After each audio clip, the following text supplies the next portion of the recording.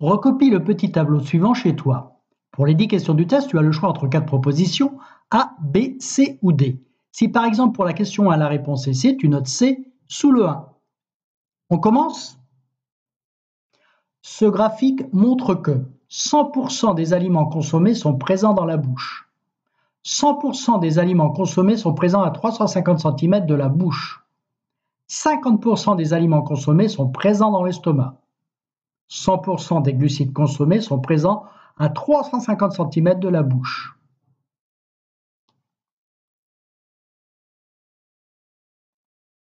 Ce graphique montre que les aliments passent dans le sang au niveau de l'intestin grêle.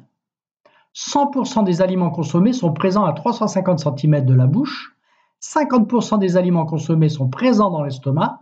100% des glucides consommés sont présents à 350 cm de la bouche.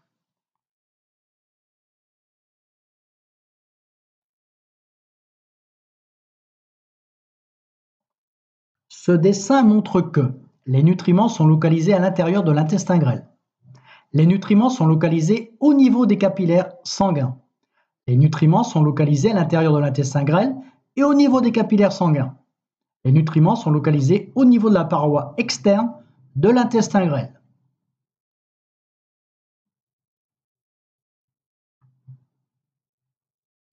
Quelle est la bonne association? 1. Paroi interne de l'intestin grêle. 2. Paroi externe de l'intestin grêle. 3. L'intérieur de l'intestin grêle. 4. Capillaires sanguins. 1. Paroi externe de l'intestin grêle. 2. Paroi interne de l'intestin grêle. 3. Capillaires sanguins. 4. L'intérieur de l'intestin grêle. 1. Paroi externe de l'intestin grêle. 2. Paroi interne de l'intestin grêle. 3. L'intérieur de l'intestin grêle. 4. Capillaires sanguins. 1. L'intérieur de l'intestin grêle. 2. Paroi externe de l'intestin grêle. 3. Paroi interne de l'intestin grêle. 4. Capillaires sanguins.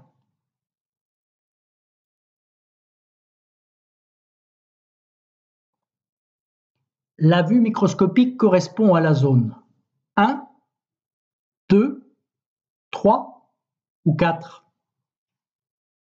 Coupe microscopique d'intestin grêle de mammifère MX400.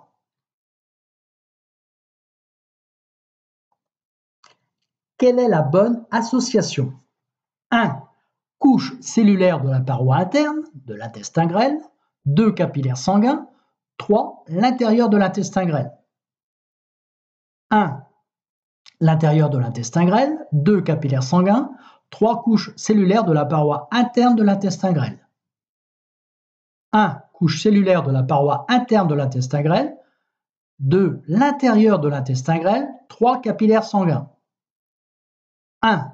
Couche cellulaire de la paroi externe de l'intestin grêle. 2. Capillaires sanguins. 3. L'intérieur de l'intestin grêle.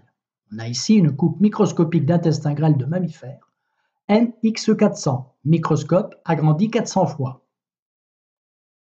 Où se situent les nutriments avant l'absorption intestinale?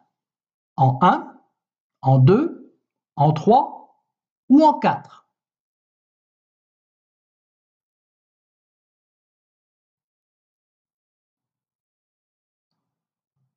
Une villosité intestinale correspond à la zone 1, 2, 3 ou 4.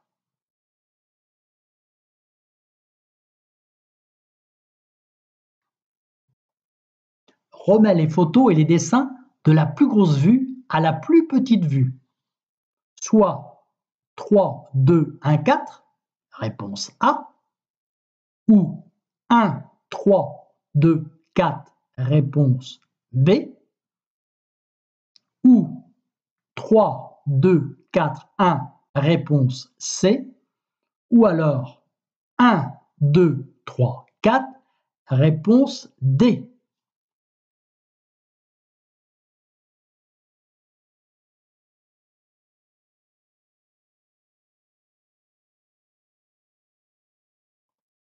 En conclusion, sélectionne la phrase la plus précise. A. La surface interne de l'intestin grêle présente les caractéristiques d'une surface d'absorption.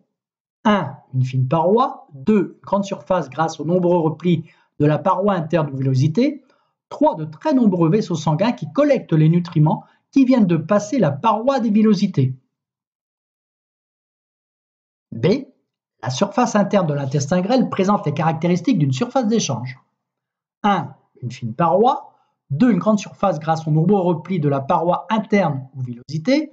3. De très nombreux capillaires sanguins qui collectent les nutriments qui viennent de passer la paroi des villosités.